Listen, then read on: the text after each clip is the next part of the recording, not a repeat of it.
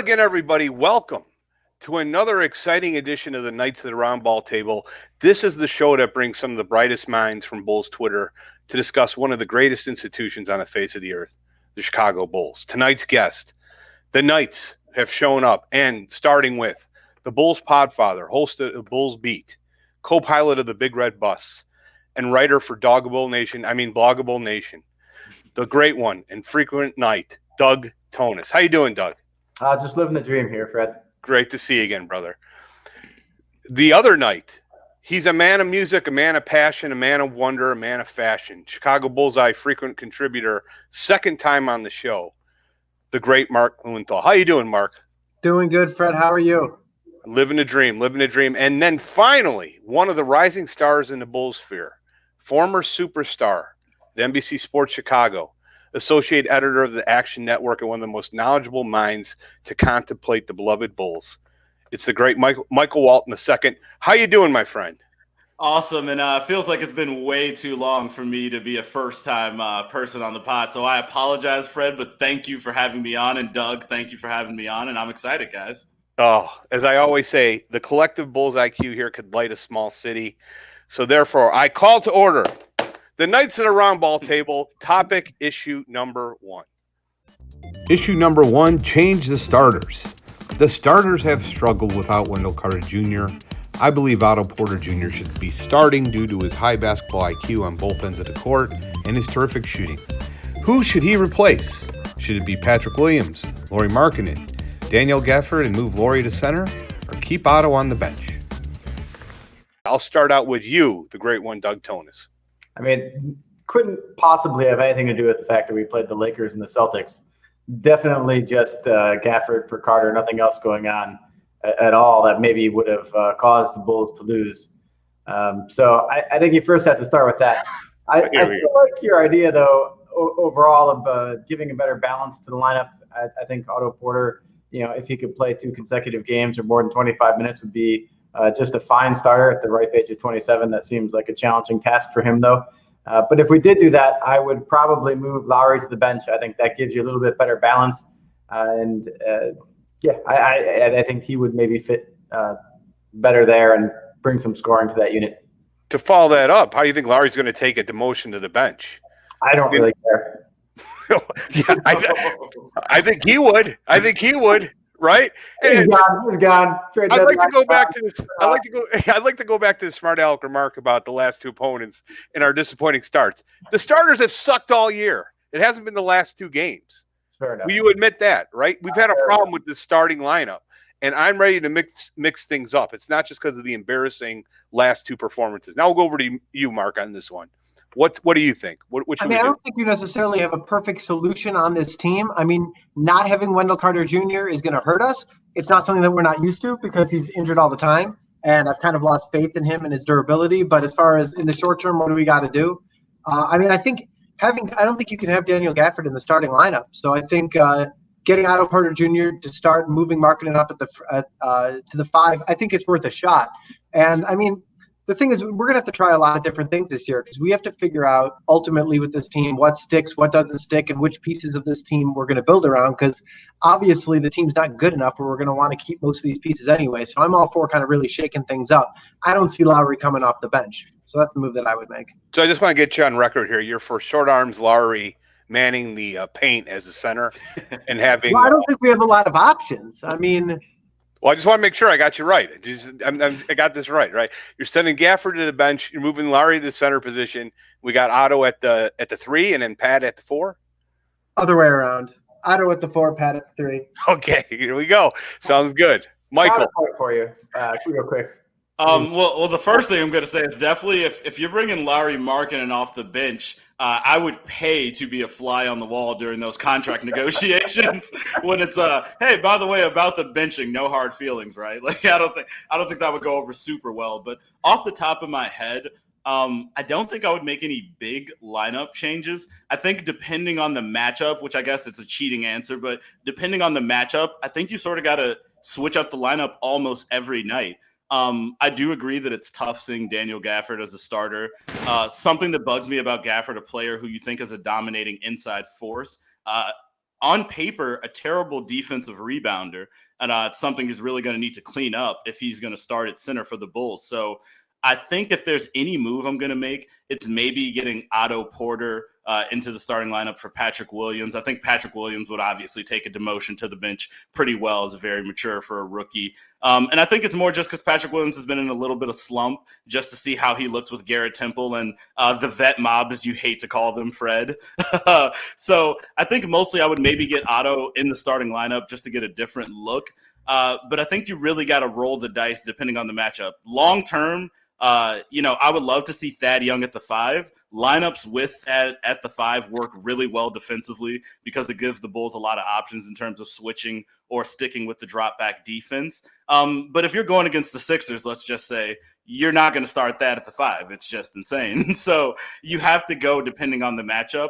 I think you're going to see a lot of mixing matching, but long term, I would just stick with what you have right now. Yeah. So let's first, regarding the vet mob, that was started by our mutual friend Mark K from Australia. It's the dumbest nickname ever for a group of guys coming off the bench. If it was a roaming band of Italian animal physicians, it'd be a great idea. This is our bench. That name sucks. PYT is the way to go. Porter, Young, and Temple. And plus, they're the only 3 guys. I mean, it doesn't have that level of creativity. What'd you say? Not as good as the coach's son as a nickname, or actually not in the NBA. Those are brilliant nicknames. Who came up with those? I like PYT personally. That's a great song. So I don't know how many people are going to get the joke. Thanks, Mark. I came up with that myself. It took me a little while to come up with it, but one of the class. And the most disappointing thing I think I had is when I suggested PYT. I'd say 40% of people responded to it. Asked, "What's PYT?" Are you kidding me? That's a Thriller album. What kind of moron doesn't know PYT? Our producer knows PYT, right? For like a decade. All right. I want to bring up something. Let's go back to this. This is a big question because we got a team here that should be in the playoffs, and we have a starting crew that has sucked for the vast majority of the season. And now, arguably, the best defender on that starting crew is out for a month. Patrick Williams, the correct answer was Michael's answer. Patrick Williams, last 3 games since he was inactive, shooting 34%, 25% from 3. He's got averaging 4 rebounds over that time. He's just hit a rookie wall. Now he's hit it at about 100 miles an hour. We're not doing the kid a favor by giving these tough matchups. Have him come off the bench, build some confidence. I believe in the kid long term, but he's been a disaster the last 3 starts. Yeah, and I think my main issue with Pat Williams, just to follow up on that, has been I was wrong, I'll admit, on Pat Williams. I think on my final big board, I had the kid maybe at like 20. I thought he was for sure a talent, for sure a player. I thought he would for sure be a starter for a long time. If you read the evaluation, loved him. I just thought at number 4, I didn't know what the upside was. And I'll admit he's done a lot more than I expected. And the biggest thing was he was knocking down the 3-point shot, I believe, at like a 47% rate or some ridiculous clip, though it was on a low volume. It was better than I expected. But now you see Patty's kind of trigger shy. Even when he gets an open look or a look that's like under pressure, he's either pump faking or passing right away. And it pains me to say it, but if you're going to turn down an open 3, I might take Denzel Valentine out there either. I just need someone who's going to take the shot, even if they're going to, maybe do some not so great stuff on the other end. But you need someone who's going to take the open shot because the Bulls pass the ball now. They're generating open looks. You got to have guys who are going to take them. With that suggestion for Michael to start Valentine, he's arguably now become the most valuable Knight ever on the show. So I just got to state that. Doug, do you have a comment to make? I will say Michael's answer is actually the correct one, but for the complete reason you didn't mention, Fred, which was starting Thad at the 5, that is the answer that the Bulls should go to. There's no reason to throw Otto Porter in there. Throw Thad in there. That's going to give you the real boost in that lineup. So, all right, so review one more time. Thad at the 5. You're pulling out then Leave everyone else. Gafford? Yeah, pull out Gafford, Thad at the 5. I think that's where you go. That gives you the versatility. That's like your modern NBA lineup. I'm playing Thad 45 minutes a game to Wendell's back. just run him into the ground, Thibodeau style. He's only here to the end of the year anyway. Yeah, we don't care about his knees. Just run him into the ground. Thad's awesome. You make it sound good, Doug, actually. You've changed my mind. Yeah, actually, that's not a bad idea. I never really thought of. So you're saying start Patrick Williams. I don't think Patrick Williams should be starting anymore. Yeah, that's the correct answer. Well, that's the correct answer. But what you're also suggesting is smart. So how about this, Doug? How about we all come to agreement here? The best answer. I'll revise my answer. Kobe, Zach, Otto at the 3, Laurie at the 4, and then we'll have Thad Young at the 5. Can't I just put Larry on the bench? I really want to. He's playing. I mean, this is the best he's playing like throughout his whole career. So You might say, you know what he's doing? He's like Bertrand's out there, except he doesn't shoot the 3 that well. Whoa. Hey, if you're saying stuff like that, let's just fire up the trade machine now. At that point. I say this has been fired since before the season started. So, yeah. All right, so the correct answer is replace Patrick Williams with Otto Porter Jr. Next issue. Here we go. Issue number 2, ball movement. In recent days, some Bulls fans have suggested trading for Lonzo Ball by either moving Lauri Markkanen or Kobe White. The Knights will now debate whether or not this is a sound decision, or is this an idea based in complete lunacy? I'll start out with you on this one, Mark Lewenthal. no.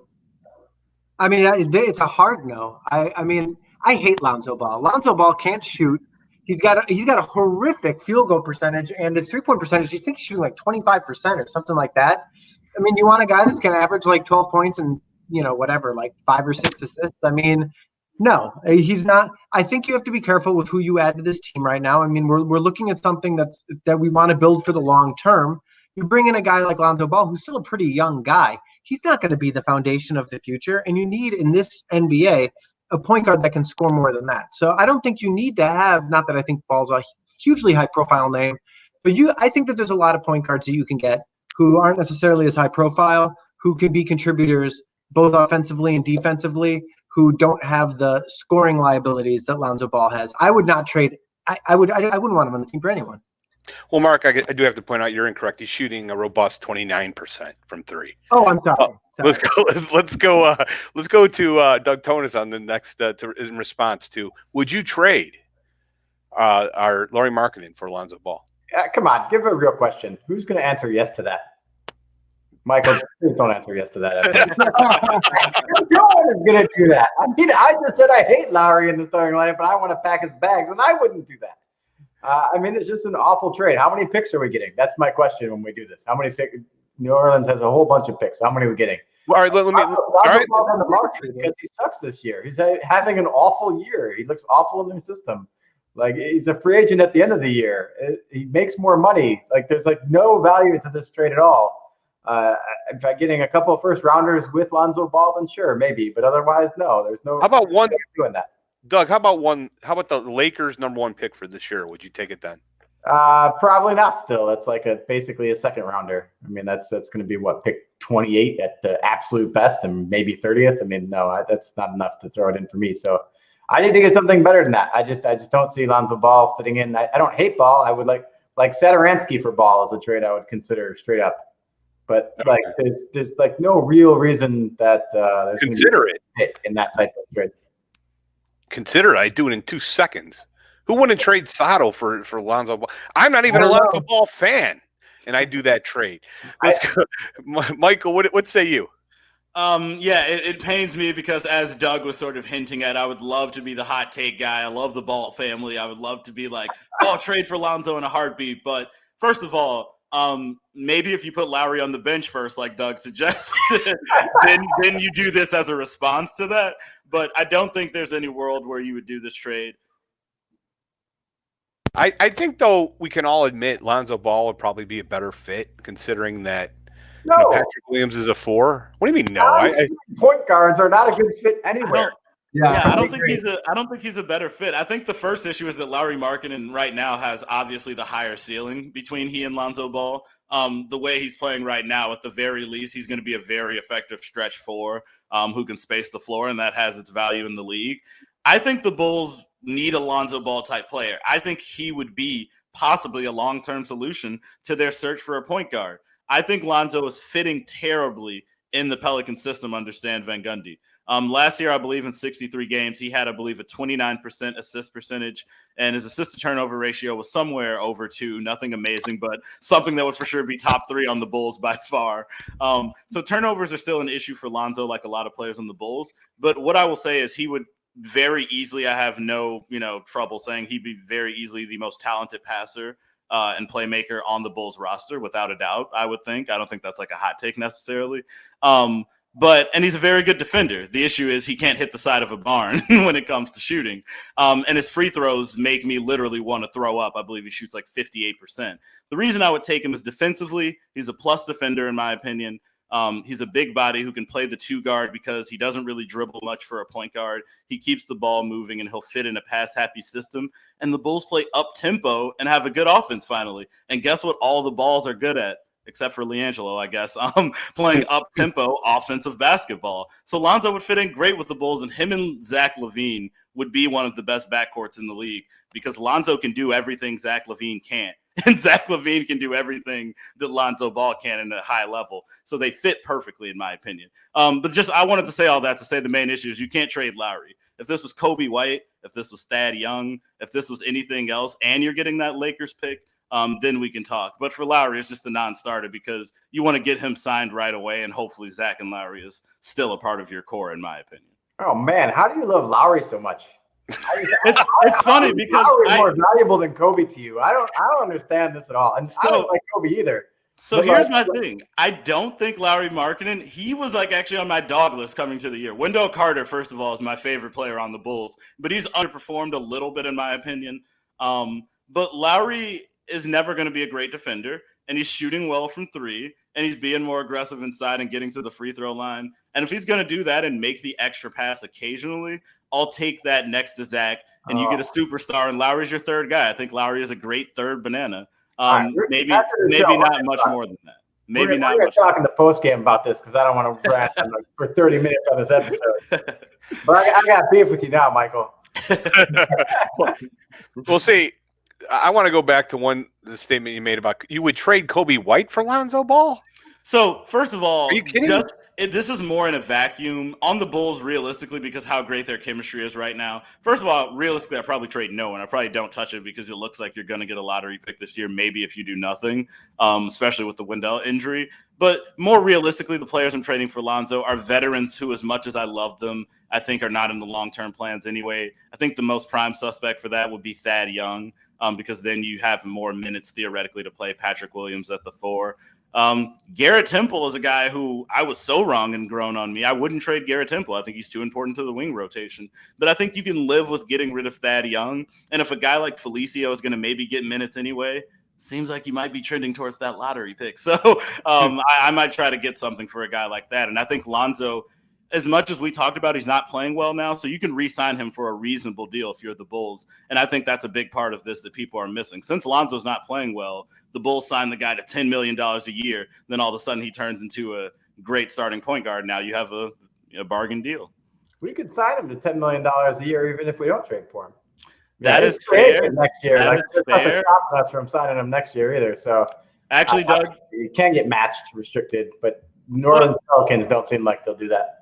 Your point there actually has me in a little bit of a checkmate. The only thing I would say to that is hopefully you would be able to get that Lakers pick, which doesn't mean much, but that's just draft capital at that point. But well played. At that point, you could just wait for free agency. Yeah, I would trade any vet on this team. Just trade them all. I don't care. It's just like guys who are going to be here less than 2 years. Like, I don't think you can make that assertion.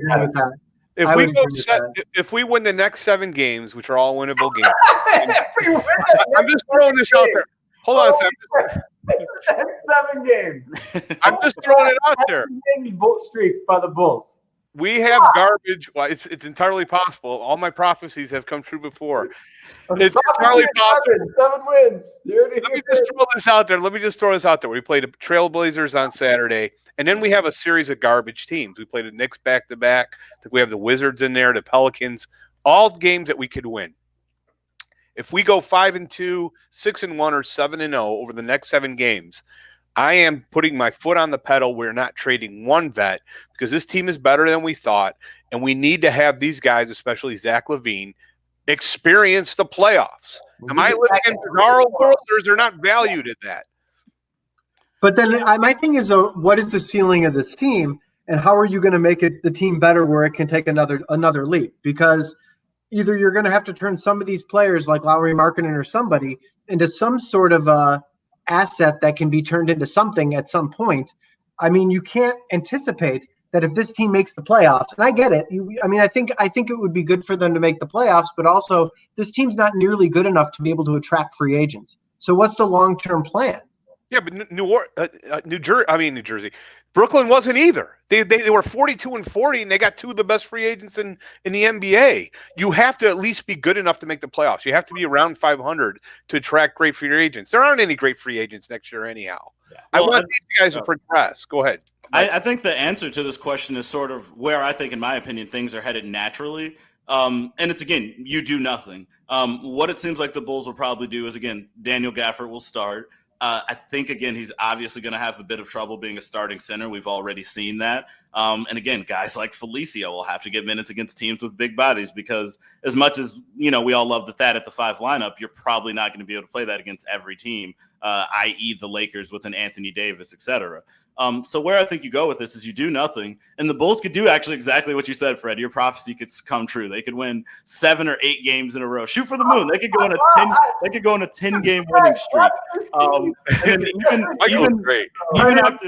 Even after the Bulls go on a 10-game winning streak, they could then go on to lose every game in a row after that, and then win the lottery and get the number 1 pick.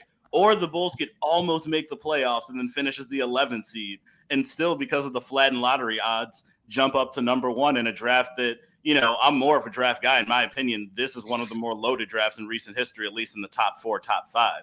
So it seems like a year where the Bulls could be a Charlotte last year or a Minnesota, or, a team where they don't have the best odds. They actually competed well during the year, but you make the lottery, you jump up. And if the Bulls get a guy like a Cade Cunningham or a Jalen Suggs or an Evan Mobley or one of these big names. Oh, yeah. Now we're cooking with gas. Yeah. If one of these guys turns out to be a superstar, then that kind of fits in a big piece of the puzzle. Now you have a superstar in development next to Zach LaVine, who's obviously locked in right now, next to Lauri Markkanen, who's getting better. Then I think you have the framework of something. But again, that's not a super satisfying answer because you're hoping to win the lottery as a team that doesn't look like it's going to be the worst in the NBA because of the coaching talents of Billy Donovan. Well, let me just step in as a prophet here. Here's what's going to happen. The Boston Celtics need Thad Young. There's no doubt about it. They needed an interior defender. They need to improve that front court. He's a perfect guy to add to that team. Give us your number 1 pick and whatever it takes to get that deal done, and it's a deal. So I think there's a trade there. I think there's also a trade potentially with New Orleans. Lonzo Ball's an interesting player. To wrap this up kind of again, he does a lot of things well. He's a good defender. He's a great passer. But as you said, he's 58% this year from the free throw line. He's 49% in his career. How can you have a point guard that you have to bench at the end of the games because he can't hit free throws? It's insanity. You got that's going to be your primary ball handler, and they're going to do hack Alonzo. It's I don't even know why we're having this conversation. He can't play when games are close in meaningful games because he's always going to be susceptible to that foul. And so therefore I'll pass on him unless we can get him for Sato, who for some reason the fan base thinks is like the greatest player. I've never seen a guy more overrated in my life. Short arm Sato. He's just he's a decent backup. He's a decent backup. It's almost like the way you feel about Denzel Valentine. The way the fan base feels about Sato. Listen, I'm not going to tolerate any more Denzel stuff. He accidentally runs into Wendell Carter Jr. and you got people wanting to run and throw him off the bridge or something. Which is fair. I mean, Chris Dunn already would have contributed more to the Bulls' success than Valentine just by not taking Wendell Carter out for a month. That's unfortunately probably true. Denzel Valentine's been a rock solid participant in the rotation this year. Better than expected. I will say we should. And he will continue to be. New Knights of the Roundball rule: cannot trade for anyone who can't beat both Fred and I in a free throw shooting contest. That sounds like a good rule. Although I will still take Lonzo Ball for Sato, just so I don't have to hear people talk about how great Sato is. Mark, did you want any more thing to say before we go to the next section? We can go to the next section. Next section. This is an actual trade that came up that was suggested by a listener, and the listener is Phil Tregus Evans. He's a fantastic author, and I think he had a very interesting trade. So this will be the last one on this topic. Lonzo Ball, Josh Hart, and their Lakers first-round pick for Sato and Lauri Markkanen. Just quickly, do you do that trade, Mark? No, I thought we already covered that one. No. Well, I changed it up. Josh Hart is pretty good. And a bad no. Yeah. Pretty much you add in Josh Hart, and while I love that he's a young player, Sato is a very good passer, maybe the best on the team, unfortunately. So yeah, maybe the best in Bulls history. It makes the trade even worse for us, and then we ask again. Yeah. What if the Bulls also throw in their pick? Would you do it then, Mark? Short arm Sato. 3 of our picks and a swap. You know, that sweetens the deal. what if we give them Zach LaVine? my head's starting to hurt. Let's go on to the next topic. Here we go. Zach LaVine for Lonzo Ball straight up. Yeah, why not? All right. Hold on a second. Let's go. Wait, let me pull up Tankathon really quickly. Here we go. Last topic. All right. Issue number 3, what did you expect? In this section, the Knights will debate whether some players like Lauri Markkanen and Kobe White have either met, fallen short, or exceeded expectations before the season began. Who have we started out? Michael, have we started out with you yet? We'll start out with you on this one. I'm not sure. I'm not sure actually. Mike, let's go. Sure. Let's go with you on this one. Patrick Williams, has he met, surpassed, or fallen short of your expectations? This was probably maybe the easiest or second easiest one, but surpassed. For sure surpassed my expectation, just because, defensively, knew he was going to be great. Offensively, I knew he would make good decisions. I thought three-point shooting was going to be a clear weakness just because he was a good free throw shooter in college, not a great three-point shooter. So to go from I think 29% in his lone year at Florida State to, a clear 40-something% shooter, even on the low volume in his rookie year so far, has been impressive. And on a road trip, I saw him guard LeBron James and Kawhi Leonard and look like he was comfortable doing it. So even with a lot of offensive flaws, defensively, he's really been great, and he's for sure surpassed my expectations. Yeah, I do want to just step in there really quick because while he might have looked comfortable doing it, they did score a ton on him. Hey, I do have to throw that. Brad. Let's go. That is true, but he's 19 years old. That's LeBron James and Kawhi Leonard. I got it. I'm just joking. Yeah, I wanted to irritate you on that one. Doug, surpassed, fallen short, or met? I'm going to say maybe met. I don't think he surpassed. I think his defense is super overrated, and I was just mad because you stole my thunder. Like, every guy's like, oh, we put him on Giannis, and then Giannis scores like 30. We put him on LeBron, and LeBron scores 30. He looks so comfortable while LeBron scores 30. But he's so young. Why don't we just put an 8-year-old on LeBron, and he could score 30, and we could say how young the 8-year-old was? I mean, that would just be perfect. There'd be no problem with that at all. He's just so young.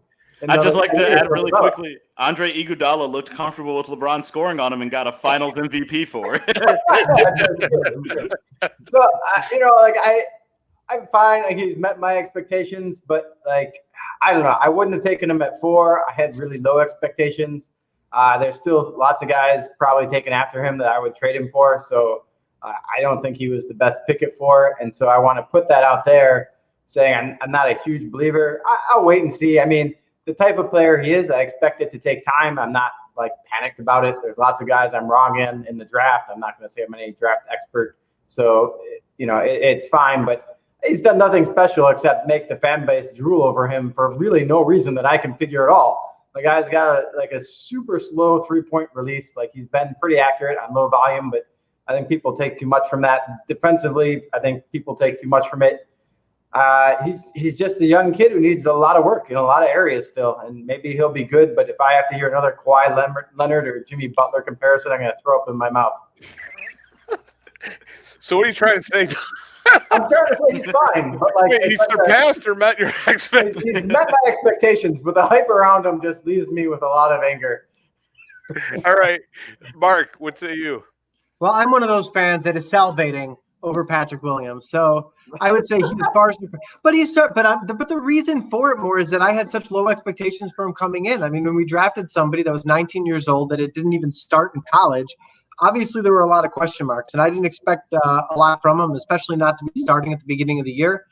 I mean, obviously, look, LeBron James, Giannis, all those great players, they put up great numbers every single night. So there's a lot of guys that are defending them that they're still able to score on.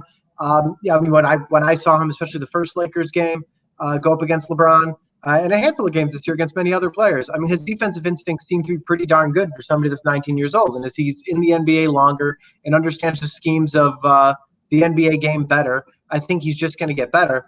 I do think he does have an unnatural shot. He has a very slow release from 3, but he has been very accurate at hitting them so far. He's shown confidence in hitting and taking the right shot. I mean, I just think overall his instincts for the game seem to be far beyond his years. So now at this moment, do I think he's a great player? Not necessarily. Do I think he's going to be a great player? Not necessarily. But I had no expectations for him. So the fact that he's been what he's been so far exceeds what I expected him to be at this point. Before Yep. you go, Fred, can I say one thing? This Sure. is to either Michael or either of you guys. So you guys both maybe met or exceeded expectations. Has he met or exceeded your expectations of what the Bulls could have done with this fourth pick? Ignoring the fact that maybe neither of you guys thought much of Patrick Williams going into the draft, and like me, maybe had him lower on your board as like I had him like around 10th or 12th, somewhere around there. And so, yeah, if we picked 12th and had him, I'd probably be really excited. But for number 4 pick, I'm disappointed with what he's delivering for that draft slot, even in this draft class. I think when you put it, when you phrase it in that way, Doug, it would at least I would say for sure be met. But if I'm being like completely honest and I'm taking off my big red bus glasses, it's probably below. I'll just go ahead and say below in the way you phrased it. And the reason I say that was kind of the reason for the Bulls. I think Patrick Williams was a strong pick. The wing, in my opinion, was the second most important need on the team because you need a defensive wing, preferably someone who can shoot threes and not turn the ball over. Seems like Williams can do all of those things. And you want Otto Porter insurance for if he's injured or leaves. But I think everyone would agree the most obvious hole was playmaking, cutting down the turnovers, and getting a long-term point guard. And players I had on my board that, again, I might be wrong on some of these guys, but I thought Killian Hayes would have been a great selection. I thought Tyrese Halliburton would have been a great selection. Just anyone, again, who was a point guard, obviously. And Halliburton obviously looks like he might run away with Rookie of the Year at this point. So Tyrese Halliburton is the guy I really feels like it hurt to maybe pass on him, considering what the Bulls need. So in that light, I would be maybe a little bit below expectations with Williams in that light at number 4. Well, I famously wanted Isaac Okoro, and he's been a clear, huge boost to the Cavs. He was the only basic player they added, and he's really, I think, made Sexland a lot better because he's taken on the hardest player on the opposition every night. But Patrick Williams has definitely surpassed expectations. I will say I cannot wait till August 26th because that's the day he turns 20, and I don't have to hear this excuse anymore. He's only 19. Drives me nuts. There's a lot of guys who are 19. What's that? Half the prospects in the draft that are in the top 15 every year are 19. Almost all of them are 19. Like he's like literally like a month older than like all these other guys, or younger rather than these other guys are 3 months, 5 months. It's not like they're all freshmen. It's not like he didn't play a year in college. He's like way different in experiences. Yeah, he's a few months younger. Like I don't know. It's like such a weird thing to harp on. It's not like he's a high schooler. Agreed. Odd thing. I agree, Doug. So, he's definitely on the offensive end. I think he's surpassed expectations. On the defensive end, I've been disappointed with him. I don't think he's been that great at off ball. As I've highlighted on Twitter on several times, he's given up more backdoors, and he gave up 3 in the first quarter against the Lakers. And there's a reason why he played 10 minutes in the last game because, again, defensive issues, off ball help, and rotations. Now I understand he's young. That's hard to learn. It's not going to happen overnight. I think he's going to be a good player. I do have questions whether or not he's going to be great or worthy of the 4th overall pick. But overall, it's hard to be down on. You can't be down on Patrick. Yeah, I'm not down on him either. I'm not down on him. He's been better than I thought he would be. He's exceeded my expectations personally for Patrick Williams. Just not expectations with what I think we could have done. Let's be honest, though. Let's be honest. If this was a Garpax draft pick, there's no way people would be talking about him like this. It would be. Let's be honest, if Garpax were here, everyone would hate the Bulls and hate the offseason and say it was awful because they fell in love with their guys. They refused to trade anyone. They didn't sign anyone. Boylan would still be here. Yeah. Like that's just what it would be. There's a honeymoon phase for new ownership. There's a honeymoon phase for Donovan and his drop defense, which is like the worst in the league. And, there's a honeymoon phase for like anything that's new. And I like Donovan. I think he's done a great job on the offensive end. But, new guys come in. There was a stink to the old guys because they were here so long and they didn't, ultimately have a lot of success and were really bad the last few years. So I think people get overly excited about rookies. They get overly excited about new GMs. They get overly excited about new coaches.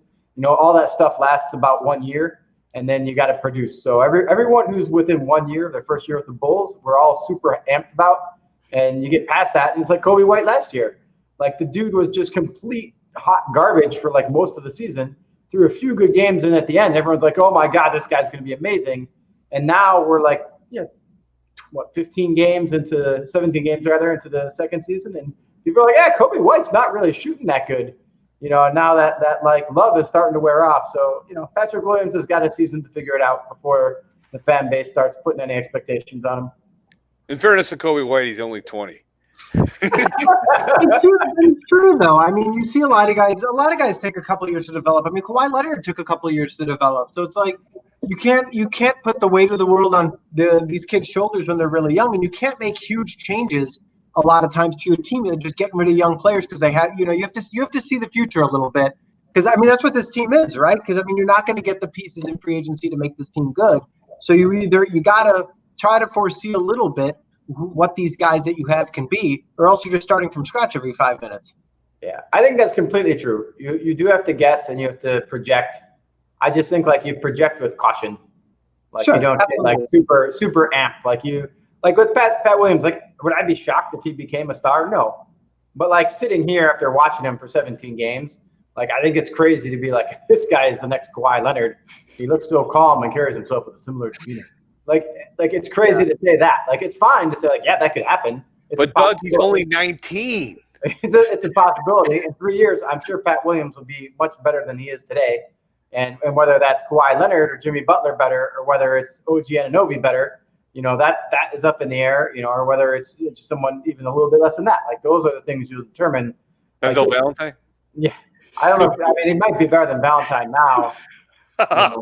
How dare you? I can tell you this. Valentine's a better rebounder. You know it's true. All right, let's go on to the next topic. One last thing I want to say, though, is that I feel when it comes to draft picks, people put too much stock in the top 5 picks where it's like, well, he's a 5 pick, a 4 pick, whatever it is. And it's like, unless you're a 1 or 2 pick, if you look historically throughout NBA drafts, number 1 picks typically do turn out and be all-stars pretty good. 2 picks is still kind of a crapshoot. After that, I mean, you never know how good a guy is going to become. And just because you're in the top 5 in the draft, I mean, you could easily just take a role player with the 4 pick, and that's not necessarily a bad thing if the guy ends up being a role player over a long period of time. So I don't want to think just because he was the 4 pick and the best pick we've had in a while in terms of position in the draft, that the expectation is this guy has to be, your starter of the future or it's a failure. Yeah. Good point. I think that's fair. There's number 1s are often worth a massive, massive amount because there's one guy who stands out. And if there's not such a guy, then really the whole draft is kind of a crapshoot, just like Mark said. Yeah, I want to go to one more. We'll do one more because I think we're over time. Mike, let's start out with you. Yep. Met expectations. How does this work? Met expectations surpassed or fallen below for Kobe White. Kobe White, I will say met, and it's because pretty much, again, I guess this kind of goes in line with the Patrick Williams thing here. I believe Kobe White's assist percentage right now is like 23%. I believe his assist to turnover ratio is somewhere over 2, which for him I think is a very big step. So I think for me, I think Kobe White is going to be a decent scorer his whole career, decent 6-man type player. The question for me is, can Kobe White be a point guard in the NBA? And I think this year he's made small strides towards being a better passer, trying to understand the responsibilities of a lead guard, because I think Jim Boylan kind of just gave up on it and sort of slotted him as that bench off guard scorer. I think Billy Donovan's helping him become a better playmaker. So he's met my expectations because the numbers indicate he is becoming a better playmaker. But the reason he's not surpassed is because he's still a terrible defender. Him and Levine still bleed points like it's their day job. And pretty much, I'm not sure long-term how he fits with this team, but he's met my expectations because I wanted to see him get a little bit better as a passer. And I think at the very least, he's shown a little bit of an ability to do that. He's absolutely has. Doug. I hate how smart Michael is because he started off and then I want to be like, this guy's crazy. And then as he's talking, I'm like, nah, man, maybe he's right. Maybe I need to change my answer now. So I'm a little perturbed by that. But I'm still going to say, despite his best efforts, that I'm going to go below expectations. And I agree, though, with everything he said about the passing. I can see him incrementally improving across the year and building those point guard skills. I think that's a difficult thing to learn. And so I'm appreciative of his growth in that area. And I think that is maybe important for him. But I still have to say below because just his shooting is hot garbage. His scoring is hot garbage. Really low true shooting percentage. For a guy who's taking a ridiculous amount of shots for the Bulls, he's like the least efficient scorer on the team. that plays any minutes whatsoever. And so to me, that's just a big red flag for a guy who's supposed to be your microwave and is supposed to cook on offense, to be a low efficient scorer. I think it's just not something you can tolerate. In the preseason, he looked like he was going to be super hot, was nailing all these threes, and just I don't know where that went. I was so amped. I thought this guy's going to be close to 38-40% this year, and his finishing inside has been very poor, and his three-point percentage has not climbed like I had hoped it would. So that part has kind of not advanced at all, and I thought that was going to be a natural progression that I kind of banked on and didn't see. But I great points on the passing and his point guard leadership. It has improved visually as the games have gone on, and if he's going to be a point guard, that is important development for him to have. Mark. I would say that he's probably met my expectations. I mean, like you both were saying, I mean, last year, people were saying how excited they were going into the season with him. It was only because really way into the season, he strung together a handful of good games. I mean, overall, he wasn't that great of a player last year. So my expectations going to the year were pretty tempered, especially considering he wasn't a point guard at all last year. So, I mean, they're trying it out. His passing has gotten better this season than it was last season. So he's shown that he can play the point better than maybe we thought. But maybe the load of being the point guard, though, is part of the reason why he's having so much difficulty shooting better or improving his shooting percentage. I mean, it does seem like a lot of times he's still having a hard time deciding when it's right to shoot and when it's right to pass. And that's a lot of things to consider for a young, only 20-year-old player who was not naturally bred to be a point guard. So the problem with Coby White is that I don't know exactly what his future is on this team. And if we were putting him in a position where he'd be, a 2 coming off the bench and, a guy that you'd want to try to get some points off the bench, I could see investing in that and seeing if he becomes that player in the future. But as far as all of this on his shoulders of being our point guard for the future, I don't know if he's quite that guy. So, and if he seemed to have done that, that would have been exceeding my expectations. The bigger question here, though, is has Zach LaVine exceeded your expectations? And no, people don't talk enough about this guy. So I'm going to talk about Zach LaVine. He's a god. He's amazing. He's the greatest the show. to play on this team since Derrick Rose, and he might be the best player since Michael Jordan because Rose was like for 5 seconds. And come on, across the country need to start to recognize how great this player is, and people should be wearing jerseys in China. This guy is so good. That's an amazing audible, but I think the Bulls got to win 60 before we can put him above Derrick Rose. Yeah, I was going to say. Make it to the playoffs. He won the MVP, you moron. I did say before Rose, everyone's saying 3 injuries. But when all is said and done, in a Bulls uniform, I think his Bulls body of work will be the second best that we've seen since Michael Jordan.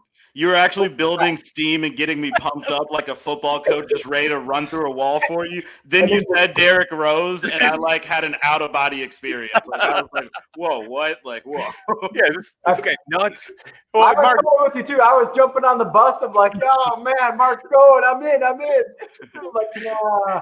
You lost me there. A little bit too far. Yeah, way too far. I got to say, let me jump back in on Coby White. The correct answer is he's met expectations. Virtually every stat, he's up from his rookie year. I don't care what it is, and he's doubled his assists basically. So he has improved. It has overall. It hasn't been consistent. Again, he's young. We always have that excuse to throw at Doug, but I think he's getting better. And one thing about Coby too, it's underrated. Guy has a beautiful jump shot. Talk about form. You combine solid form with a solid work ethic. The sky's the limit. I think Coby White's going to be very good in 3 years. Very good. And I'd be very hesitant to trade him like some people are just throwing out. Let's just throw out Coby White for, Lonzo Ball and a Campbell's soup can. I mean, come on. Are you kidding me? There's no way I'd trade Coby White for Lonzo Ball. What? As anybody? Apologists here. I will say, though he's met expectations, since I perturbed Doug early, I feel like it's only fair to defend him a little bit. I will say the main thing that does worry me about Coby, though he has met my expectations, is defense isn't a strong suit. But the reason, since he can't play defense, is why I worry about his fit next to Zach LaVine long term, and why I would prefer a guy like Lonzo Ball, just because of the defensive fit. The thing with Coby is I love the drop defense that Billy Donovan's using. The Bulls are executing it terribly or just, doing it poorly. And the main issue Kobe shows effort. You'll see him get trapped behind a point guard and he'll be trying to recover. But when he gets lost in rotation, despite the effort, he often doesn't know where he's going. And it's a case of where the effort isn't always a good thing. So, at some point, you have to see the defensive improvement with Kobe, which is something, I hate to say this, you can almost ignore it with a guy like Zach LaVine, as Mark said, the God, because, Zach is going out there giving you 40, 50 sometimes. So when the guy's doing that, I'm going to be honest, I don't really care what his defense is. But if you're Kobe White, you got to give me some real defensive effort. I think the issue is with Kobe is wingspan. I think that's a huge advantage for a lot of guys. Like a guy like Denzel covers it up with a massive wingspan, and he just doesn't have a huge wingspan. You look at a guy like, and that's the problem with the Bulls. A lot of these guys, David Nwaba had to bend over to zip up his pants. He had such short arms, and Sato's got short arms. There's all these guys like that, and I think Kobe White's got a little bit of that. He doesn't have a lot of length as much as Zach or some of these other players. He's also a short wingspan guy. Just so you know. Who's that? Zach is also a short wingspan guy. He is? He looks like he has a much longer wingspan than Kobe. Let's get the wingspan stats out. Does anybody have them? You go ahead and do that. I know Wendell has a massive wingspan, and obviously that's why losing a player like him hurts a lot. Exactly. You know who else got short arms? Larry. You ever see Larry run? Oh, my gosh. It's the worst running style ever. Anyhow, I think this show's officially cratered, so let's call an end to the Knights of the Roundball as we're talking about. Next episode, we'll have an exciting breakdown of everybody's wingspan. But it is an important part of defense, right? Kawhi Leonard has a massive wingspan. Do you all agree? Yeah, I think that's a reason Wendell's been able to play solid defense this year in terms of holding guys below their field goal percentage at the rims, because despite being 6'9", 6'10", he's got those long arms. Put him up there. Yeah, Patrick Williams has a good wingspan. All right, anyhow. And he's extremely young. And he's only 19, I think, actually. Youngest U.S.-born player in the draft, I hear. I think his fingers might get longer as he ages. He's still growing.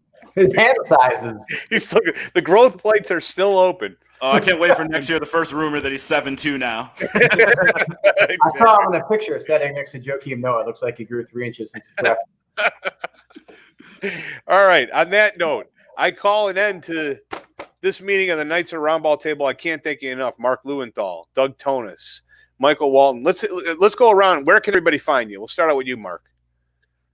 Are you Bullseye anywhere? Mark 23 on Twitter, I think is what it is. Yeah, I don't go on Twitter a ton, but Bullseye Mark 23. Send me a tweet. I might tweet back. Okay, go ahead, Doug. Send me a tweet, and you'll get probably 30 back, and they'll all be long rants because I'm super long-winded. And then you'll hate me and never tweet me again. But I'm Doug_Tonis. What about we got to advertise the Bulls Beat? Oh, and the Bulls Beat. And what about the Big Red Bus? We're co-pilots. I mean, if you're watching this, there's a good chance that you've seen the Big Red Bus and the Bulls Beat. Good point. What's going on? Are we on the Big Red Bus or the Bulls Beat or the Chicago Bullseye? No, this is Knights of the Roundball Table. Mark, you don't even know the name of the show. It's tonight's. I don't even know what show. There's so many damn shows you're doing. Sounds like someone who would take Zach LaVine over Derrick Rose. Let's go down to you. I took that back. He just creates more and more shows. He's just like a Russian bot. You'll eventually run into Fred on some kind of Bulls entertainment because he just keeps creating new ones. Why can't you just add a new? It's like, okay, I'm just gonna have another episode. Why do you have to create a whole new show? I like the variety. Each one's got a different theme. New show for every topic. Yeah, what can they find you? The next show I'm going to have before we go is Bulls Wingspan. Let's go over to you, Mike. I'll definitely be on Bulls Wingspan. So definitely I want to shout out my team first. Definitely follow Bulls Confidential. Great team out there for Bulls Confidential. Shout out MK Hoops and Will Gottlieb, great people who got me on there. I do a podcast, the Brief Bulls Podcast, which is weekly. So follow Chicago comedian Peter Bonello, _Peter Bonello, who I hosted with. And then I am Zen Master Mike, or look me up, Michael Walton, on Twitter. And please follow the Action Network. Ask me about betting advice. I'm pretty much always around on Twitter. And again, follow me at Zen Master Mike, and pretty much any update you can see there. Well, that's great. I didn't know you were associated with Bulls Confidential. How did I not know that? Doug Tonis, didn't you start that, Bulls Confidential? He absolutely did.